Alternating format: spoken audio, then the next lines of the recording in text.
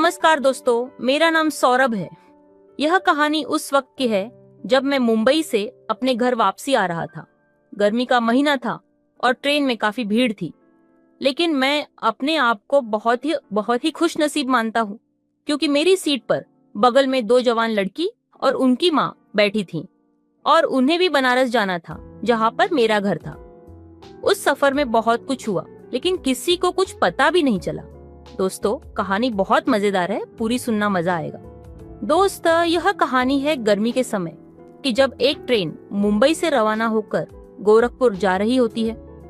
मुंबई से उस ट्रेन में एक महिला अपनी दो जवान बेटियों के साथ बैठती है। उन्होंने अपना टिकट स्लीपर में बुक करवाया था, लेकिन उनके पास केवल मिडिल स्लीपर का टिकट था। ट्रेन में बहुत ज्यादा भीड़ थी, पैर रखने की भी जगह नहीं थी। सवारी ट्रेन के बर्थ में इधर उधर बैठी थी।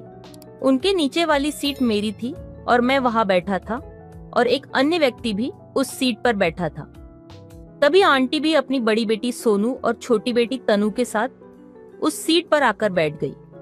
मैं खिड़की के पास बैठा था तो आंटी, जिनका नाम सरला था, उन्होंने मुझे कहा कि गर्मी के कारण उनका जी बहुत घबरा रहा है, क्या वह खिड़की के पास बैठ सकती है। मैंने देखा कि सरला आंटी के साथ दो सुंदर लड़कियां हैं, तो मैं मना नहीं कर पाया। आंटी खिड़की के पास बैठ गई, जिस पर सोनू ने बड़बड़ाते हुए कहा कि मम्मी का भी अलग ही ड्रामा है। पापा ने कहा कि एसी स्लीपर के टिकट करवा देते हैं। तब मम्मी ने कहा कि एसी में उनका जी घबराता है और अब इनको हवा के लिए खिड़की के पास बैठना है। सीट पर 5 सवारी होने के कारण सोनू से चिपक कर बैठा था। सोनू कभी अपना पैर देखती, कभी अपना कंधा देखती और मुझसे दूर होने की कोशिश करती, लेकिन जगह नहीं होने के कारण चाहकर भी मुझसे दूर नहीं जा सकती थी। सोनू ने फिर बड़बड़ाया कि इतनी भीड़ में बनारस तक कैसे पहुंचेंगे। मैंने कहा कि इस ट्रेन में तो हमेशा ही ऐसी भीड़ होती है। मैंने कहा, यह तो कुछ भी नहीं है। एक बार तो मुझे टॉयलेट में बैठकर अपने घर जाना पड़ा। जिस पर सोनू और तनु दोनों हंसने लगी और कहा, क्या बात कर रहे हो, टॉयलेट में बैठकर इतनी दूर कैसे जा सकते हो। मैंने कहा कि भीड़ बहुत ज्यादा थी और मेरे पास टिकट नहीं था। जैसे तैसे जुगाड़ करके सीट पर बैठ गया, लेकिन जब वॉशरूम जाना था तो टॉयलेट तक पहुंचने में मुझे 1 घंटा लग गया था। इसीलिए जब टॉयलेट में देखा कि यहाँ जगह खाली है तो वहीं बैठ गया। मजबूरी में जगह नहीं देखी जाती है। दोनों हंसने लगी और कहा, आपकी तो बड़ी विचित्र कहानी है। ट्रेन चल पड़ी और 2 घंटे बाद भी ट्रेन में कोई ठंडे वाला या पानी वाला नहीं आया, और जो पानी अपने साथ लेकर आए थे वह सब पी गए। तो सोनू की छोटी बहन बोली, देखो, हमें तो कोई पूछने वाला भी नहीं है। थोड़ी देर बाद जब एक स्टेशन पर ट्रेन रुकी तो मैंने पास वाली इमरजेंसी विंडो को ऊपर किया और ट्रेन से बाहर निकल गया। मैंने देखा कि वहां पर गेट में खड़ी भीड़ भी गर्मी में थोड़ा आराम के लिए बाहर आ गई थी। मैंने स्टेशन से एक पानी की बोतल ली और पानी पीने लगा। सोनू ने खिड़की से आवाज लगाई, भैया भैया, लेकिन मुझे सुनाई नहीं दी। काफी देर बाद सोनू ने जोर से कहा, ओ टॉयलेट वाले भैया। तो सभी लोग हैरानी से उसकी तरफ देखने लगे, क्योंकि उसने अपना सर खिड़की से बाहर निकाल रखा था। मैं जब उनके पास गया तो उन्होंने कहा कि ये लो 50 रुपए और हमें भी पानी की 2 बोतल ला दो।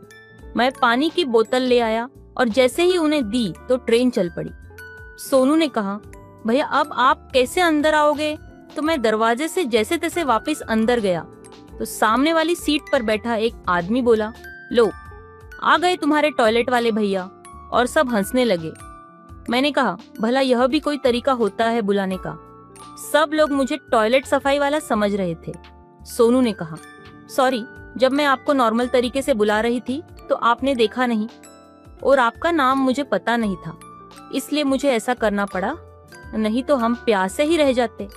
सोनू ने कहा, तुम्हारा नाम क्या है। तो मैंने कहा कि मेरा नाम सौरभ है। सोनू ने कहा, यह तो बहुत ही अच्छा नाम है। मैं अपने साथ 1-2 लीटर की कोल्ड ड्रिंक भी लेकर आया था। मैंने आंटी से कहा, आप भी पी लीजिए, गर्मी से थोड़ी राहत मिल जाएगी। आंटी ने कहा, मैं यह सब नहीं पीती। मैंने तनु और सोनू से कहा, आप तो पी लीजिए। सोनू ने कहा, क्यों नहीं, जरूर पियेंगे। मैंने उन्हें कोल्ड ड्रिंक दे दी। सोनू ने कहा, भैया आप 2 लीटर अकेले पी लेते क्या। तो मैंने कहा पूरी रात में पीने वाला था और कौन मिलने वाला था यहाँ।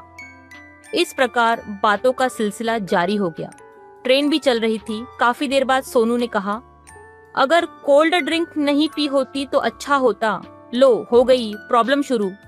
उन्हें वॉशरूम जाना था और जब सोनू ने खड़ी होकर देखा तो ट्रेन में बहुत भीड़ थी और वापस सीट पर आकर बैठ गई। सोनू ने अपनी मम्मी को इशारा करते हुए कहा कि उसे जाना है लेकिन भीड़ बहुत है। मैंने कहा क्या हो गया, चले जाइए। भीड़ है तो क्या रास्ता नहीं देंगे? आंटी ने कहा, बेटा क्या तुम इनके साथ जा सकते हो? मैं उन दोनों बहनों के साथ चला गया। भीड़ में लोगों को डांटते हुए वॉशरूम तक पहुंच गया। वहां पर एक लड़का सोनू को घूर रहा था। मैंने कहा कि पहले कभी आदमी नहीं देखा क्या? तो उस लड़के ने शर्म से गर्दन झुका ली। सोनू मुस्कुराने लगी और वापस आ गए। दोनों बहनें आपस में बातें करने लगी। तनु ने कहा कि भैया ने एक को ऐसे कहा, एक को ऐसे कहा और बातों बातों में रात के 10 बज गए। आंटी अपने साथ खाना लेकर आई थी। आंटी ने मुझे खिड़की के पास बैठा दिया और खाना खाने लगी। आंटी ने कहा, तुम भी खाना खा लो। मैंने कहा, नहीं आंटी जी आप खा लीजिए। तो सोनू ने कहा, मम्मी खाने के लिए नहीं कह रही है, वह तो पूछ रही है कि तुम अपना खाना लाए हो तो खा लो। मैंने कहा, हाँ मेरे पास है लेकिन इसमें आपको दिक्कत हो सकती है। सोनू ने पूछा, ऐसा क्या लाए हो? तो मैंने कहा, बिरयानी लेकर आया हूँ। तो सोनू ने कहा, हमें कोई दिक्कत नहीं है, हम भी खाते हैं। मम्मी नहीं खाती। तो आंटी को फिर से खिड़की से के पास बैठा दिया और हम तीनों एक साथ खाने लगे। खाना खाने के बाद बारी आती है सोने की और इनके पास केवल मिडिल स्लीपर ही होता है। मेरी सीट नीचे वाली थी तो आंटी ने कहा, बेटा तुम ऊपर आ जाओ, हम तीनों नीचे की सीट पर बैठकर जैसे तैसे सफर काट लेंगे। मैंने कहा, आंटी जी कोई बात नहीं है, आप मेरी सीट पर सो जाओ, हम नीचे वाली पर। ठीक है, अगर आप नहीं सोएंगे तो आपकी तबीयत खराब हो जाएगी। अगर इनको सोना होगा तो मैं नीचे सो जाऊंगा। आंटी ने कहा, ऐसे कैसे, तुम्हारी तो कंफर्म सीट है, फिर तुम क्यों फर्श पर सो जाओगे? मैंने कहा, आंटी लेडीज को कोई प्रॉब्लम नहीं होनी चाहिए। वैसे आपने सुना नहीं क्या, मैं तो बाथरूम में बैठकर भी गांव तक चला गया था। अब सब लोग खाना कर चुके थे और सब ने अपनी अपनी सीट पर जाना शुरू कर दिया। नीचे वाली सीट पर दोनों बहनें और मैं बैठे थे। तनु पहले तो थोड़ी अधलेटी सी हो गई और फिर पूरी सीट पर फैल गई। मैं और सोनू दोनों एक दूसरे के पास बैठे थे।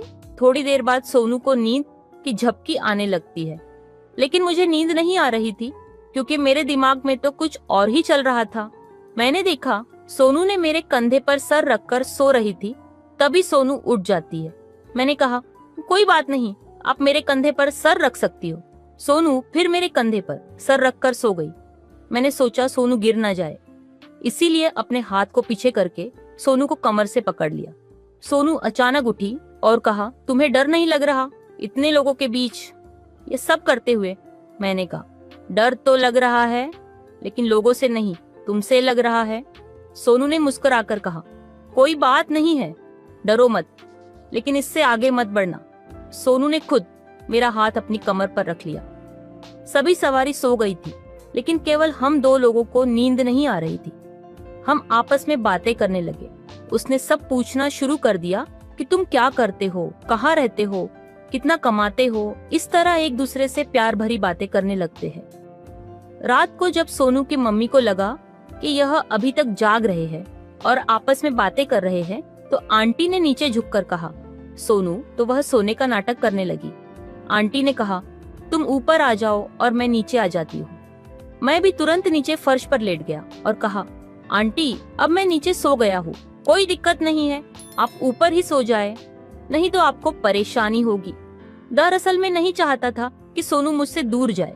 काफी समय बाद जब आंटी को लगा कि हम सो गए हैं तो आंटी भी सो गई। सोनू ने अपना हाथ नीचे किया और कहा कि सो गए क्या? मैंने कहा, नींद किसे आ रही है?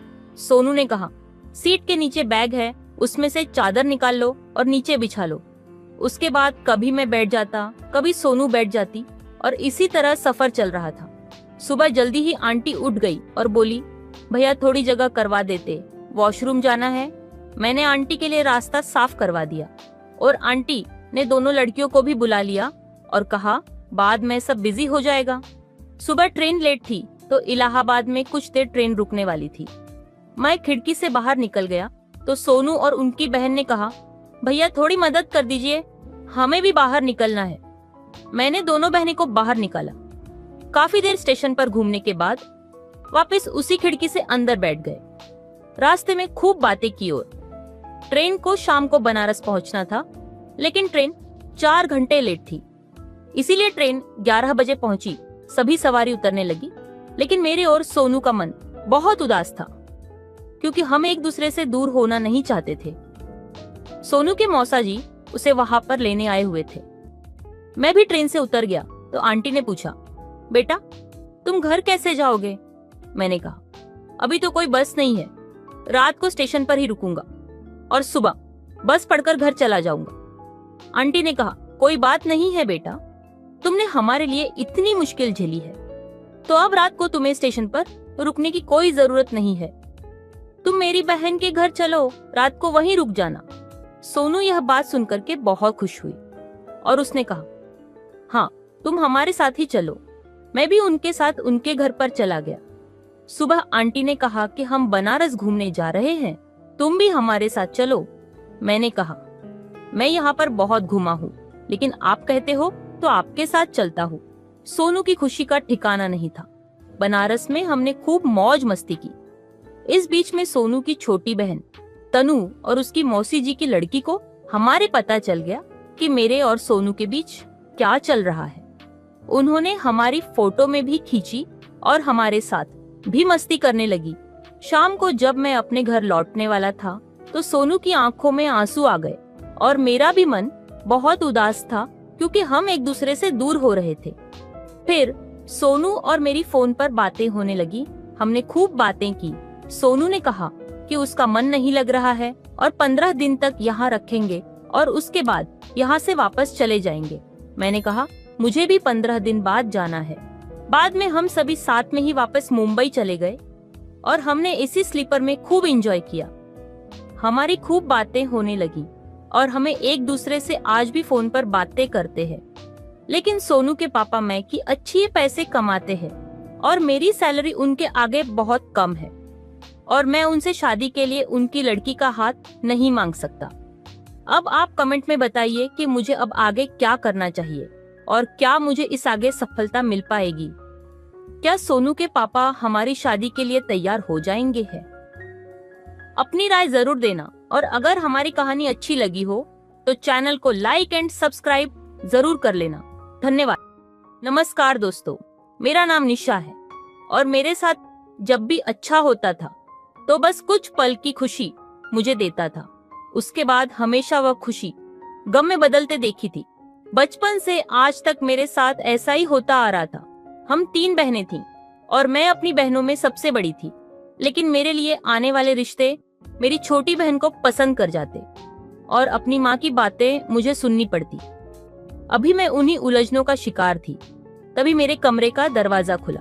जतिन मेरे कमरे में दाखिल हुआ। उसके हाथ में दूध का गिलास था जो उसने टेबल पर रख दिया। मैं कुछ सिमट कर बैठ गई थी। नजरें भी मेरी झुकी हुई थी। उस समय मेरे दिल में कोई भी जज्बा नहीं था। मैं नहीं जानती थी कि जतिन का व्यवहार मेरे साथ कैसा होगा। जतिन मेरे पास आकर बैठ गया, मुझे मुंह दिखाई कि अंगूठी भी पहनाई। उसका व्यवहार वैसा ही था जैसा कि नए नवेले पति का होता है। मुझसे इधर उधर की बातें करने लगा, मेरी तारीफ भी की, मेरे हाथ की मेहंदी भी देखी। अब मैं थोड़ा थोड़ा रिलैक्स होने लगी थी। फिर उसने मुझे दूध का गिलास थमा दिया।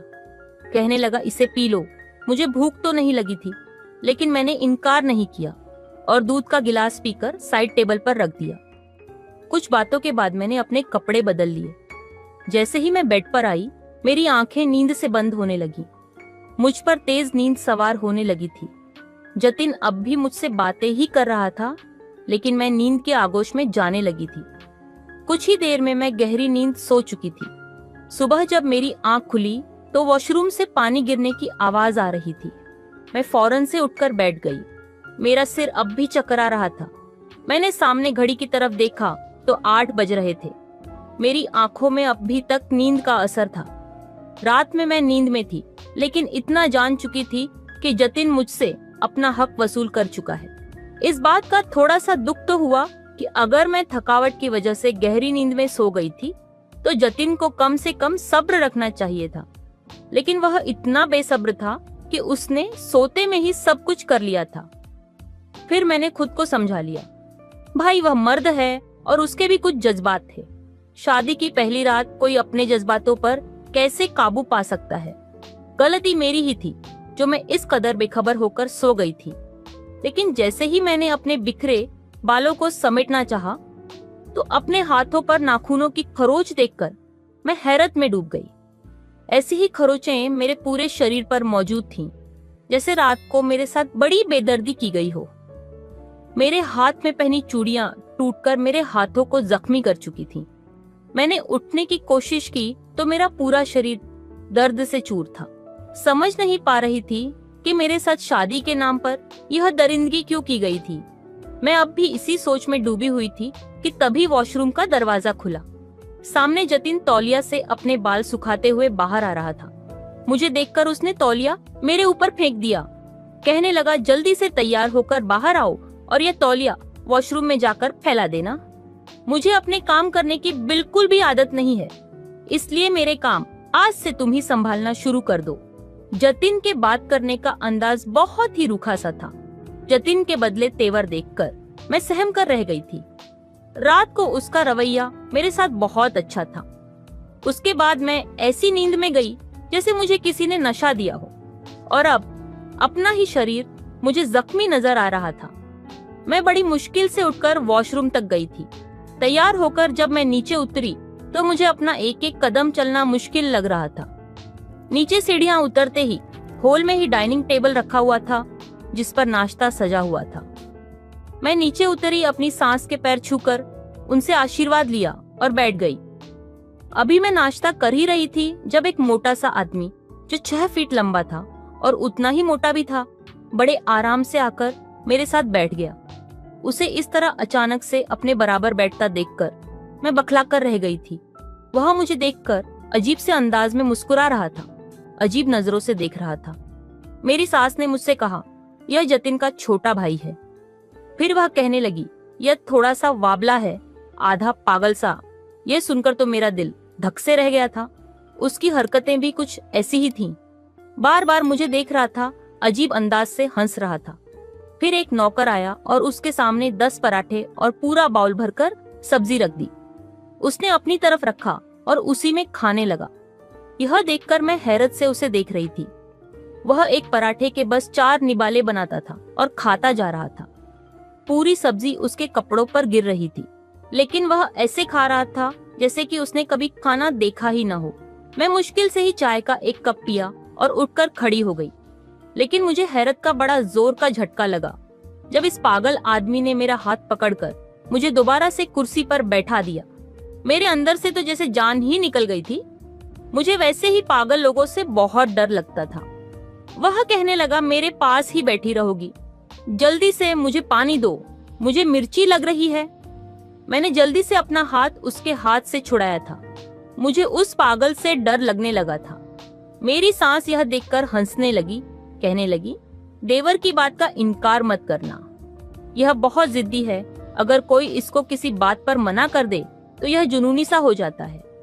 हम भी उसके किसी काम को मना नहीं करते। मैंने जतिन की तरफ देखा जो ऐसी लापरवाही से नाश्ता कर रहा था जैसे उसका मुझसे कोई संबंध ही ना हो। मैंने पानी का जग लिया और गिलास में पानी डालने लगी। अभी मैं पानी डाल ही रही थी कि उसने जग मेरे हाथ से छीना और वैसे ही जग मुंह को लगाकर पीने लगा। उसके खाने पीने का अंदाज बिल्कुल जंगली जैसा था।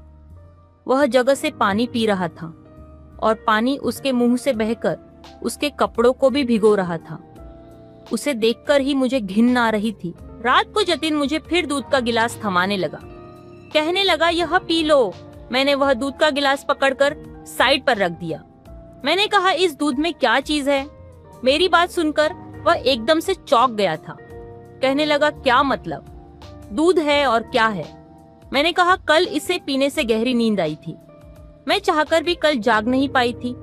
मेरी बात सुनकर वह मुस्कुराने लगा और बोला, यह तो तुम्हें पता होगा कि तुम कितनी रातों से जाग रही थी जो कल तुम लेटते ही सो गई। खैर, यह मेरी माँ ने दिया है। वह कहती है, अगर औरत दूध पीकर सोए तो बच्चा खूबसूरत पैदा होता है और उन्हें अपना पोता या पोती बहुत ही खूबसूरत चाहिए। यह कहकर जतिन ने दूध का गिलास साइड टेबल से उठाया और मेरे होठों को लगा दिया। ना चाहते हुए भी मुझे वह पीना पड़ा। लेकिन जैसे ही मैंने दूध पिया, मुझे फिर से नींद आने लगी थी। कुछ ही देर बाद मैं नींद में जा चुकी थी। सुबह मेरा फिर से वैसा ही हाल था जैसा कि शादी की पहली रात हुआ था। मैं अपने अंदर बहुत ज्यादा कमजोरी महसूस कर रही थी। मेरे गर्दन पर दांतों के निशान थे। उस समय मेरे कमरे में कोई भी नहीं था। तैयार होकर जब मैं बाहर आई तो हॉल में मेरा देवर, मेरी सास और ननद नाश्ता कर रहे थे। जतिन कहीं भी नजर नहीं आ रहा था। अपने देवर को देखकर तो मेरा दिल ही नहीं चाहा कि मैं टेबल पर बैठकर नाश्ता भी करूं। लेकिन मेरा देवर मुझे देखकर मुस्कुराने लगा। मेरी सास कहने लगी, आओ बैठो, नाश्ता करो। मैं अपनी नंद के बराबर में बैठ गई। मेरा देवर लगातार मुझे ही देख रहा था और रोटी पर रोटी अपने अंदर उतार रहा था। मेरी सास और नंद नाश्ता कर चुकी थी, इसलिए उठकर चली गई। मजबूरन मैं अकेली ही टेबल पर बैठी थी जब देवर ने एक ऐसी बात मुझसे कही कि मैं दंग रह गई। ऐसी बात कोई भी आदमी नहीं कर सकता। यह बात तो बस पति जानता है या फिर वह लड़की, कोई तीसरा आदमी नहीं जान सकता। पर मेरा देवर कैसे जानता था? अब वह मुझे देखकर हंस भी रहा था। मेरी हालत अजीब सी होने लगी थी। मैंने सब कुछ वहीं छोड़ा और अपने कमरे में आकर बैठ गई। यह सोचने लगी कि रात को मुझे जतिन नशे वाला दूध क्यों पिलाता है। मैं उसकी पत्नी थी और वह मुझ पर पूरा हक रखता था। फिर मुझे नशे में रखने का क्या मकसद था? और फिर मेरे देवर का ऐसी बात का कह देना जो सिर्फ पति पत्नी के बीच होती है। वह बात देवर तक कैसे पहुंची थी? और वह भी ऐसा आदमी जो कि आधा पागल था। मेरा सर बुरी तरह से चक्कर खाने लगा था। मैं नहीं जानती थी कि मेरे साथ क्या हो रहा है। मुझे कुछ ठीक नहीं लग रहा था। रात को जब जतिन ने मुझे दूध का गिलास दिया तो मैंने आज साफ मना कर दिया। मैंने कहा, आज मैं हरगिज ये दूध नहीं पीऊंगी। इसमें यकीनन नशे की चीज है। उसने गिलास मेरे मुंह को लगाया तो मैं पीछे हट गई और हाथ से एक गिलास पीछे कर दिया। मैंने कहा, नहीं जतिन, आज मैं किसी भी कीमत पर यह दूध नहीं पीऊंगी। मेरा यह कहना था कि जतिन गुस्से से बिखर सा गया था। कहने लगा, क्यों नहीं पियोगी? देखो, मैं बहुत ही जुनूनी टाइप का इंसान हूँ और तुम बिना नशे के मेरा जुनून सह नहीं सकती। तुमसे शादी करने का मेरा मकसद भी यही था। इसीलिए चुपचाप से जो मैं कहता हूँ उस पर इनकार मत करो और चुपचाप यह दूध पियो। मैं यह तुम्हें बता रहा हूँ कि हाँ, इसमें नशा मिला हुआ है। मैं जानबूझकर तुम्हें बेहोश करके तुम्हारे साथ संबंध बनाता हूँ ताकि तुम मेरे जुनून को सह सको। उसने दूध का गिलास मेरे मुंह पर लगाकर मुझे पिला दिया। मैंने कई बार कोशिश की कि मैं दूध का गिलास ना पीऊं, लेकिन उसने मेरी एक ना चलने दी। 1 महीना गुजर गया था और मैं 1 महीने के अंदर बहुत ज्यादा कमजोर हो गई थी। यहाँ तक कि मेरा 30 किलो वजन कम हो चुका था। अब मैं कहीं से भी मोटी नहीं लगती थी। एकदम से मेरा वजन कम होने की वजह से मेरी रंगत काली और पीली सी होने लगी थी, क्योंकि हर रात मैं एक जानवरों जैसा व्यवहार खुद पर बर्दाश्त करती थी। अब तो खाते पीते समय भी मेरे हाथ कांपने लगते थे। हालांकि इस घर में हर काम के लिए नौकर थे। मुझे कुछ भी करना नहीं पड़ता था। मुझे लगता था जैसे मेरा शरीर कमजोर होता चला जा रहा है। मेरी आंखों के आसपास काले गहरे गड्ढे से पड़ने लगे थे। सीढ़ियां चढ़ने पर ही मेरी सांस फूलने लगती थी।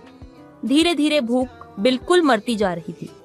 दोपहर के समय मेरी तबीयत कुछ खराब थी और मेरी सांस अपने रूटीन चेकअप के लिए जा रही थी, तो मैंने कहा, मुझे भी अपने साथ डॉक्टर के पास ले चलो। वह मुझे अपने साथ ले गई।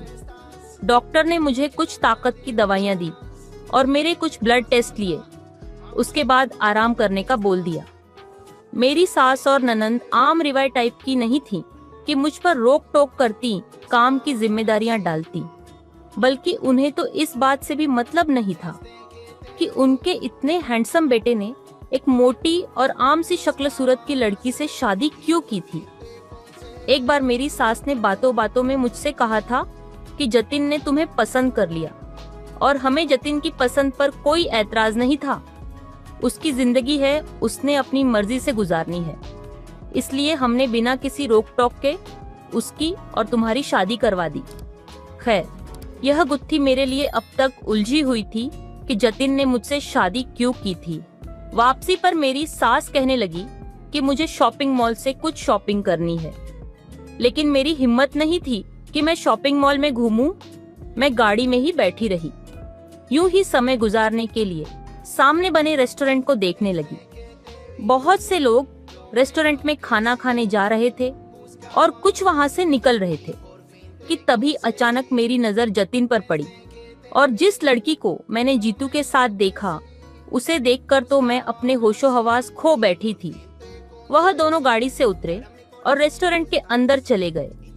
मेरी गाड़ी दूसरे मेन रोड पर थी और मॉल के सामने खड़ी थी। मेरी सास मॉल के अंदर जा चुकी थी। मैं गाड़ी से नीचे उतरी, रोड क्रॉस किया और उस रेस्टोरेंट में चली गई जहां पर जतिन और वह लड़की गए थे। जहां वह बैठे थे, दोनों की मेरी तरफ से पीठ थी। मैं खामोशी से पिछली सीट पर बैठ गई और ऐसे बैठी कि मेरी पीठ ही उनकी तरफ थी। जो बातें मैंने उनके मुंह से सुनी, वह सुनकर मेरा दिमाग चकरा गया था। मुझे लगा कि शायद किसी ने मुझे गर्म खोलते तेल में फेंक दिया हो। अब मुझे मेरे हर सवाल का जवाब मिल गया था। जतिन ने मुझसे शादी क्यों की थी? क्या मकसद था उसका? यह मैं जान चुकी थी। यह सच मेरे लिए इस कदर तकलीफ देने वाला था कि मेरी आंखों से खुद ब खुद आंसू बह रहे थे। मैं खामोशी से उठकर रेस्टोरेंट से बाहर आ गई। रोड पर जहां मेरी सास की गाड़ी खड़ी थी, ड्राइवर और मेरी सास गाड़ी के पास खड़े दाएं बाएं मुझे ही ढूंढ रहे थे। मैंने रोड क्रॉस किया और गाड़ी में आकर बैठ गई। अब भी मेरे आंसू बह रहे थे। मैं घर वापस आ गई, किसी से भी कोई बात ना की और कमरे में आकर बैठ गई। रात को जब जतिन मेरे कमरे में आया, उसने मुझे दूध का गिलास दिया तो मैंने उसके हाथ से पकड़ लिया। फिर मैंने कहा, मैं अपनी कुछ मेडिसिन बाहर भूल गई हूँ, हॉल में ही होगी, मुझे वो ला दो, मैं दूध के साथ ही खा लूंगी। इस 1 महीने में मैं चुपचाप उसकी हर बात मान रही थी, इसीलिए अब उसे लगा कि शायद मैं वह दूध पी लूंगी। जैसे ही जतिन कमरे से बाहर गया, मैं बेड से खड़ी हुई और दूध खिड़की से बाहर गिरा दिया। मेरे कमरे की खिड़की बाहर गड्ढे में खुलती थी। पौधों के बीच मैंने वह दूध गिराया और अपने पास से एक मिल्क पैक निकालकर गिलास में डाल लिया। मुझे यह जानना था कि जतिन रात को मुझे नशे का दूध पिलाकर मेरे साथ क्या करता है। जब जीतू कमरे में आया तो मैंने उसे मुस्कुराकर देखा। उसने मेरी मेडिसिन मुझे दी और कहने लगा, तुम्हें क्या हुआ है जो तुम यह दवा खा रही हो? मैंने कहा, मैं आज डॉक्टर के पास गई थी, मुझे अपने अंदर बहुत वीकनेस फील हो रही थी, इसलिए डॉक्टर ने मुझे मेडिसिन दी थी। उसने लापरवाही से कंधे उचका दिए, कहने लगा, ठीक है खाओ मेडिसिन। मैंने अपनी मेडिसिन दूध के साथ ली और उसके बाद बेड पर लेट गई और ऐसा दिखावा करने लगी जैसे मैं नींद के नशे में जा चुकी हूँ। कुछ देर बाद जतिन कमरे से बाहर जा चुका था। मुझे वह बातें याद आने लगी जो रेस्टोरेंट में मैंने जतिन और उस लड़की के मुंह से सुनी थी। वह लड़की कोई और नहीं बल्कि मेरी ही छोटी बहन थी। अपनी छोटी बहन को ही मैंने गाड़ी से उतरकर रेस्टोरेंट में जाते हुए देखा था। मुझे अपनी आंखों पर विश्वास ही नहीं हो रहा था कि मेरी छोटी बहन जतिन के साथ। इसलिए मैं गाड़ी से उतरकर रेस्टोरेंट में चली गई थी और उनके बिल्कुल पीछे वाली टेबल पर पीठ करके बैठ गई थी।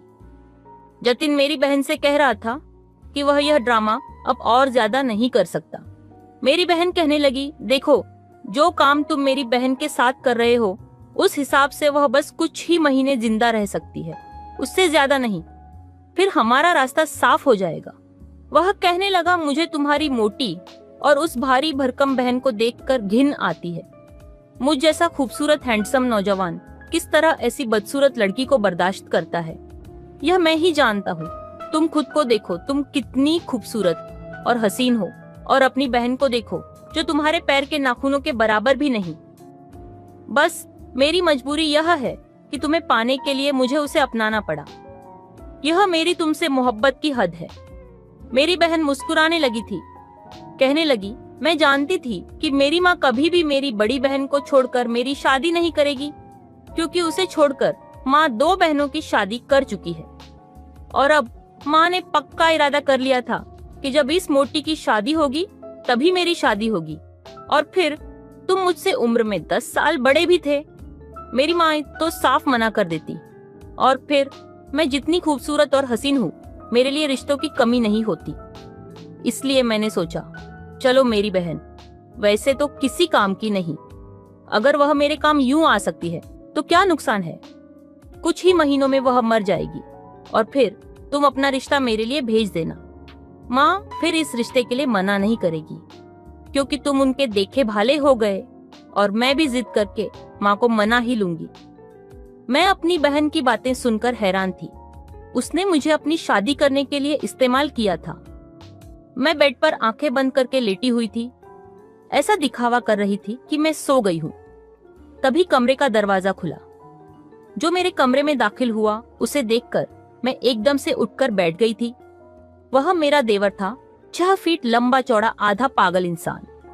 उसने कमरे का दरवाजा बंद किया और मुस्कुराते हुए मेरे पास आने लगा। मैं फौरन से खड़ी हो गई। मैंने कहा, तुम मेरे कमरे में क्या कर रहे हो? मेरे पूछने पर वह कहने लगा, रोज मेरा भाई मुझे ही तो तुम्हारे कमरे में भेजता है। मैंने कहा, निकलो मेरे कमरे से बाहर। लेकिन वह बाहर जाने के बजाय मेरे पास आने लगा। क्यों बाहर जाऊं? मुझे तो मेरे भाई ने भेजा है। मैं खुद ही कमरे से बाहर जाने लगी तो वह मेरे सामने खड़ा हो गया। कहने लगा, तुम कमरे से बाहर नहीं जा सकती। मैंने कहा, अगर तुम पीछे नहीं हटे तो मैं शोर मचा दूंगी। मैं इस 1 महीने में इस कदर कमजोर हो चुकी थी कि अपने बचाव के लिए हाथ पैर भी नहीं चला सकी। सुबह होते ही वह मेरे कमरे से बाहर निकल गया था। मेरा दिल चाहा कि मैं खुद को खत्म कर लूं, और मेरी बहन भी तो यही चाहती थी कि मैं मर जाऊं। अपने फायदे के लिए उसने मेरी जिंदगी नरक बना दी थी, मुझे बर्बाद कर दिया था। मैं यही सोच रही थी कि तभी मेरे मोबाइल पर बेल बजने लगी। जब मैंने फोन उठाया तो मेरे डॉक्टर का फोन था। कहने लगी, तुम्हारी रिपोर्ट्स आ चुकी है। तुम्हें स्लो पॉइजन दिया जा रहा है जो कि तुम्हारे शरीर में फैलने लगा है। अगर उसका इलाज नहीं करवाया तो तुम मर सकती हो। मर तो मैं गई थी। मेरी छोटी बहन, जिसे मैं मासूम सी गुड़िया समझती थी, उसने कितना भयानक खेल खेला मेरे साथ। वह एक बार मुझसे कह देती कि उसे जतिन से शादी करनी है तो मैं खुद अपनी माँ से कहकर जीतू की और उसकी शादी करवा देती। हम 4 बहनें थीं। चारों बहनों में मैं बड़ी थी और मेरी दोनों बहनों की शादी हो चुकी थी। नैना सबसे छोटी थी और उसने यह कैसी भयानक चाल मेरे साथ चली थी। मुझे एक बार बता देती तो मैं उसकी भी शादी करवा देती। मेरे अंदर तो वैसे भी शादी करने का कोई अरमान ही नहीं बचा था। मैं अपनी माँ के साथ अपनी जिंदगी काट लेती। लेकिन नैना ने जो किया उससे मेरा रिश्तों से भरोसा ही उठ गया था। मैंने अपना सामान पैक किया और खामोशी से एक एनजीओ में चली गई और लोगों की सेवा करना अपने जीने का मकसद बना लिया। मैं नहीं जानती थी कि मेरी बहन ने जतिन से शादी की या नहीं। लोग मेरे बारे में क्या सोचते होंगे, मगर मैं सोचती हूँ जो पाप और जिल्लत की जिंदगी मैं वहां गुजार रही थी वह अब और नहीं गुजार सकती थी। अगर मैं सच्चाई सबको बता भी देती तो कोई फायदा नहीं था। यहाँ पर सच सुनना कोई भी नहीं चाहता। वह मुझे अपनी जिंदगी से दूर करना चाहती थी, मेरी जान लेना चाहती थी। मैंने खुद ही उसका रास्ता साफ कर दिया, क्योंकि आज भी मेरे दिल में मेरी बहन के लिए मोहब्बत बाकी थी। मैंने उसे अपनी गोद में खिलाकर बड़ा किया था। लेकिन मुझे अपनी प्रार्थना पूरी होने के कम ही असर नजर आते हैं, क्योंकि जो इंसान दूसरों के साथ बुरा करता है, भगवान भी उसके साथ बुरा ही करता है। कैसे कह सकते हैं कि जतिन, जिसे आदमी औरत की इज्जत करना नहीं आता, वह मेरी बहन को खुश रख सकता है, जिंदगी भर उसका साथ निभा सकता है? नहीं, शायद ऐसा नहीं हो सकता। लेकिन मैं दुआ करती रहती हूँ कि जतिन उसका साथ दे और उसके साथ जिंदगी बिताए। तो दोस्तों, कैसी लगी हमारी कहानी? अच्छी लगी हो तो हमारे चैनल को सब्सक्राइब जरूर। नमस्कार दोस्तों, लॉकडाउन में सब लोग अपने अपने घर में कैद होकर रह गए। जब राहुल अकेला घर में रहा तो उसे अपनी नौकरानी ही भा गई। शीला पढ़ी लिखी और तहजीबदार थी। राहुल तबीयत का रंगीन है, पर समाज में उसकी बहुत साफ छवि है। अचानक हुए लॉकडाउन में राहुल के सामने दिक्कत आ गई। रात को ही प्रधानमंत्री जी ने घोषणा की तो राहुल सोच में पड़ गया कि अब उसका घर कैसे चलेगा। वो तुरंत बाजार जाकर ढेर सारा सामान और न जाने क्या क्या ले आया। सुबह उठकर उसने योग किया और बाहर लॉन में बैठकर चाय पीने लगा। तभी गेट खोलकर शीला आई। उसे देखकर राहुल ऐसा खुश हुआ मानो उसकी घरवाली मायके से आ गई हो। अंदर आकर शीला ने बताया कि उसका शराबी आदमी कल सुबह उससे लड़कर अपने माँ के शहर चला गया था और अब लॉकडाउन की वजह से 2-4 दिन बाद ही आ पाएगा। शीला ने राहुल को कहा कि अगर राहुल को कोरोना के डर के कारण कोई आपत्ति न हो तो शीला रोज की तरह उसका काम कर सकती है। राहुल सोचने लगा कि कोरोना का डर तो है, अब ये रोज अपने मोहल्ले में जाएगी। इन लोगों के पास कोई ज्यादा बड़ा मकान तो होता नहीं, पता नहीं वहाँ कौन कौन कहाँ से आएगा। कहीं ये इन्फेक्शन ले आई तो। उसने अंदर आकर शीला से कहा, तुम आज तो काम कर लो पर कल से मत आना, क्योंकि आने जाने से इन्फेक्शन हो सकता है। शीला ने ठीक है कहा और काम में लग गई। बेडशीट धोते समय उसे एक जगह कड़ापन महसूस हुआ। वो समझ गई। वो मन ही मन मुस्कुरा दी। अब शीला भी खाना खाते समय सोच रही थी कि लॉकडाउन तक घर पर ही रूखा सूखा खाना पड़ेगा। मन भी नहीं लगेगा। राहुल ने उसको महीने की पूरी तनख्वाह दे दी और कहा, कोई दिक्कत हो तो बता देना। शीला ने हिम्मत करके कहा, साहब मेरा मन भी घर पर नहीं लगेगा और मेरा कमरा बिल्कुल अलग है, वहाँ कोई आता जाता नहीं, मुझे कोई इन्फेक्शन नहीं होगा। अगर आप कहें तो मैं रोज आ जाया करूँ। राहुल ने उससे कहा, एक काम करो, अगर तुमको कोई दिक्कत न हो तो अपने आदमी के आने तक यहीं बाहर वाले कमरे में रह लो। शीला सोचने लगी कि कोई क्या कहेगा। फिर उसने सोचा कि लोग तो यही समझेंगे कि वो अपने पति के साथ गई है। उसने वहीं से अपनी सास को फोन किया और उसकी राय ली। उसकी सास की तो राहुल ने बहुत मदद की थी, तो उसने तुरंत हाँ कह दी और कहा कि जब शीला का पति यहाँ से जाएगा तो वो शीला को राहुल बाबू की कोठी से ले लेगा। शीला तुरंत घर जाकर अपना सामान ले आई और बाहर वाले सर्वेंट क्वार्टर में रख दिया। अब यह तो तय था कि अगले हफ्ता 10 दिन तो शीला को यहीं रहना था। वो फटाफट नहाकर फिर अंदर कोठी में आ गई। राहुल टीवी पर मूवी देख रहा था। शीला ने उसको चाय बना कर दी। आज दिन में घर की चाय राहुल को पहली बार मिल रही थी। शीला के पास कुछ करने को खास नहीं था, तो उसने राहुल से कहा, साहब आजकल में जब मौका मिले तो किराने का सामान मंगा देना, आपको बढ़िया बढ़िया चीजें बनाकर खिलाऊंगी। उसने इस ढंग से ये बात कही कि राजेश को भी हंसी आ गई। सही बात ये थी कि आज उसे अपनी कोठी घर सी लग रही थी। शीला भले ही नौकरानी थी, पर उसकी सुंदरता और सलीका उसे घर के सदस्य जैसा ही आभास देते थे। शीला ने राहुल से कहा, सुबह जो खाना बनाया था वो मत खाना, वो मैं खा लूंगी। अभी और रात को आपके लिए गर्म गर्म पूरी आलू बना देती हूँ। दोपहर को खाने के बाद राहुल अपने कमरे में सोने चला गया और शीला बोली, मैं अपने क्वार्टर में जाती हूँ, शाम को आ जाऊंगी। राहुल जानता था कि क्वार्टर तो गंदा पड़ा हुआ है, तो उसने कहा, तुम ड्राइंग रूम में सो जाओ, कोई बात नहीं। अब राहुल को तो दोपहर में सोने की आदत नहीं थी, तो वो 3 बजे से उठकर बाहर लॉन में गया, तो वहाँ धूप थी। वो वापस अंदर बारामदे की ओर आया जहाँ शीला सो रही थी। वो एक तक शीला को देखता रहा। शीला के घोर चिकने पांवों में पतली सी पायल थी, पर नीचे तलवे गंदे हो रहे थे। राहुल वहाँ से हट गया। वो भटकना नहीं चाहता था। राहुल रसोई में गया और पानी पिया। आहट सुनकर शीला जाग गई और सीधे रसोई में आई और बोली, साहब मुझे आवाज दे देते, आप बैठिए, चाय बना देती हूँ। उसने एक लिस्ट राहुल को दी कि किराने वाले को फोन कर दीजिएगा, वो भिजवा देगा। राहुल ने हंसकर कहा, इतना राशन कोई दावत है क्या? तो शीला बोली, मुझे जितना भी आता है आपको सब बना कर खिलाऊंगी। राहुल ने उससे कहा, तुम्हें अपने लिए भी कोई सामान चाहिए हो तो लिख देना, अब तो लगता है कि 10 दिन तुम्हें रुकना पड़ेगा। शीला सोचती रही तो राहुल ने कहा, संकोच मत करो। शीला के लिए अपनी शादी के बाद पहला मौका था जब कोई आदमी उससे मेकअप का सामान लेने को कह रहा था। शीला ने दुकान पर फोन किया तो वो बोला कि आप सुबह 7 बजे दुकान के पीछे घर है, वहां आ जाना, वहीं से दुकान का अंदर का रास्ता है, सामान निकलवा लेना और फिर मैं भिजवा दूंगा। राहुल ने शीला को जाने को कह दिया और उसे 1000 रुपये अलग से दिए कि तुम्हें अपने लिए कोई कपड़ा लेना हो तो ले लेना। शीला खुश हो गई। रात को राहुल ने खाना जल्दी ही खा लिया और शीला से बोला, तुम खाना खाकर सो जाना, मैं अपना कमरा बंद कर रहा हूँ। शीला समझ गई कि बाबू का बाबू इन्हें परेशान कर रहा है। वो काम निपटाकर निकल ही रही थी कि राहुल बाहर आया। वो थका हुआ सा लग रहा था। शीला से उसने पानी मांगा। शीला ने उसे पानी देते हुए पूछा, कॉफी पिएंगे? अब राहुल तो खुश हो गया। उसने चहक कर हाँ कह दी। शीला ने उसे कॉफी दी और कहा कि वो उसका बेड वगैरह ठीक कर देती है। राजेश ने हाँ कह दी, पर जैसे ही शीला कमरे में घुसी राहुल बोला, नहीं रहने दो, कल कर लेना। पर तब तक शीला नीचे पड़ा टॉवल उठाकर एक तरफ रख चुकी थी और बेडशीट ठीक कर रही थी।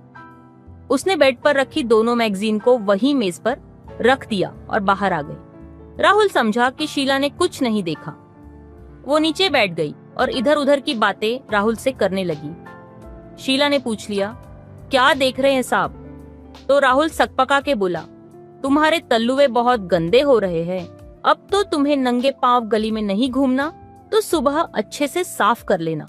शीला को ध्यान आया कि वो नहाएगी कहाँ, क्योंकि बाहर क्वार्टर में तो जगह ही नहीं है जो वो बाल्टी वहाँ ले जा सके। राहुल समझ गया, बोला, कोई संकोच मत करो, मैं नहा लूंगा, फिर तुम इसी बाथरूम में नहा लेना। राजेश ने कॉफी का कप नीचे रखा और वहीं रखी मैगजीन पढ़ने लगा। राहुल बाहर सोफे पर बैठा था। उसने शीला से कहा कि वो सोने चली जाए। शीला बोली, क्या मैं बाहर कमरे में ही नीचे लेट जाऊं, क्योंकि बाहर क्वार्टर में मुझे रात को डर लगेगा। राहुल बोला कि हाँ, उसे कोई दिक्कत नहीं है। राहुल ने उससे कह दिया कि वो बिना संकोच घर को इस्तेमाल कर ले। शीला बाहर क्वार्टर से एक नाइटी सी ले आई। वो शर्मा के बोली, साहब गरीब है, जैसा भी है आप मजाक मत बनाना। मुस्कुरा के राहुल बोला, क्या तुमको लगता है मैं तुम्हारा मजाक बनाऊंगा? बस तुम साफ सुथरी रहो, रात को नहाकर कुछ भी पहनो, मुझे कोई फर्क नहीं पड़ता। और अब यहाँ कौन आएगा? उधर राजेश की रात को आंख खुली। मोबाइल में टाइम देखा तो 3 बजे थे। वो दबे पांव बाहर आया। चारों ओर घुप अंधेरा था। वो अंदाज से शीला की ओर बढ़ा। उसके कमरे में हल्की सी रोशनी आ रही थी। शीला मदमस्त पड़ी थी। राहुल ने बड़ी आहिस्ता से मोबाइल की टॉर्च से कुछ देखने की कोशिश की, पर कुछ नजर नहीं आया। फिर राहुल ने पास पड़ी कंबल को उठाया और शीला पर डाल दिया और अपने कमरे में जाकर सो गया। सुबह वो उठा तो उसे रसोई में खटपट सुनाई दी, मतलब शीला जाग गई थी। फिर वो चुपचाप आंख बंद करके लेटा रहा। थोड़ी देर में शीला कमरे के अंदर झांकने आई। उसको लगा राहुल सो रहा है। शीला ने नीचे पड़ा तौलिया उठाया और मुस्कुरा दी और वो बाहर चली गई। 2 मिनट बाद शीला फिर आई और एक तक देखती रही। उसने हाथ में झाड़ू ली हुई थी। वो झाड़ू लगाने के बहाने ही कमरे में आई थी। उसने राहुल की चादर को हल्के से दूसरी ओर से खींच तो शीला की तो जान निकल गई। अब राहुल ने कुनमुनाते हुए आंख खोली तो शीला कमरे से तेजी से बाहर आ गई। राहुल ने उसको आवाज देते हुए कहा, जरा 1 गिलास गुनगुना पानी दे दो। उसने ऐसा दिखाया कि उसे कुछ पता ही नहीं। शीला ने उसे पानी दिया और बोली कि जनरल स्टोर वाले के पास जा रही हूँ सामान लेने। शीला दुकान पर गई। किराने का सामान तो पैक रखा था और दूसरी ओर उसकी लड़की बैठी थी जहाँ लेडीज सामान मिलता था। उसने अपने लिए भी कुछ जरूरी सामान ले लिया। राहुल ने कहा, दिखाओ क्या लाई हो? तो बोली, साहब जब पहनूंगी तब दिखाऊंगी। शीला ने उसके कल के कपड़े और टॉवल वगैरह भिगो दिए। राहुल ने उससे कहा, कपड़े ढे धोकर, पहले तुम ही नहा लो, इतनी देर में मैं अखबार PH लूंगा। शीला ने आज जमकर अपने को रगड़ा। वो बाहर आई तो उसे ये महसूस हुआ कि शायद राहुल चोरी छिपे उसे ही देख रहा था। राहुल नहाने घुसा तो उसे गुलाब खुशबू महसूस हुई। उसे शीला की पसंद पर खुशी हुई। राहुल ने झटपट शेव की ओर नहाकर बाहर आ गया। राहुल ने कुछ देर आराम करने की सोची तो वो सिर्फ लुंगी पहनकर बेड पर लेटकर मूवी देखने लगा। तभी उसे बाहर शीला की आहट महसूस हुई। उसने आवाज देकर कह दिया, चाय पिला दो और अपने लिए भी बनाकर यहीं आ जाना। शीला जल्दी ही एक ट्रे में चाय और नाश्ता ले आई।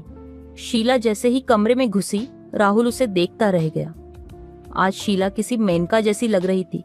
राहुल को घूरता देख शीला बोली, अब तो साफ सुथरी दिख रही हूं ना? तो राहुल मुस्कुरा दिया। शीला ने चाय नाश्ता मेज पर रखा और बोली, कुछ पहन लीजिए, सर्दी लग जाएगी।